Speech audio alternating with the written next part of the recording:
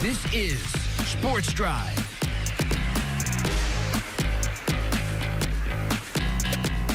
Welcome back into Sports Drive, everybody. Happy New Year once again. We are going to take a look at a few things before we wrap up the show today. One of them, I want to close the loop because, you know, I just returned from vacation. I happen to be looking back at some of the Sports Drive episodes. I saw Preston Moore and Kyle Arendt sitting here in this studio talking about their fantasy football championship.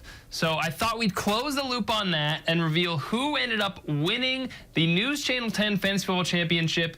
It was in a thrilling 3-point victory. One Kyle Arendt, the Flux Capacitors, taking down Preston Moore by just 3 points. Now, they had mentioned, Kyle and Preston, that there was some drama in this league. They didn't quite get into what the drama was.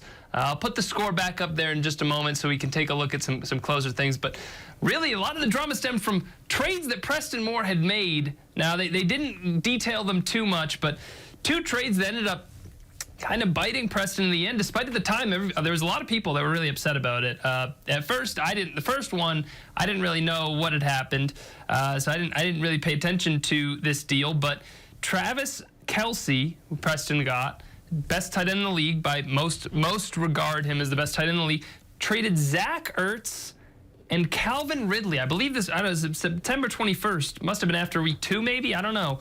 Zach Ertz, who obviously isn't on the NFL team right now, and Calvin Ridley for Travis Kelce. So a lot of people were very upset about that at the time. Again, I wasn't paying attention enough to recognize that at the time. This one, I was a little upset about. Early October, he got Stephon Diggs for Jordan Love, Adam Thielen, and Terry McLaurin. So two pretty crazy trades Preston got to secure himself, at the time, a team of, you know, I believe Kirk Cousins was still healthy, so he had Kirk Cousins, he had Tyreek Hill, he had Stephon Diggs, he had Travis Kelce. I mean, Diggs, Kelce, and Hill alone, three essentially first-round picks. He also ended up getting Bijan Robinson.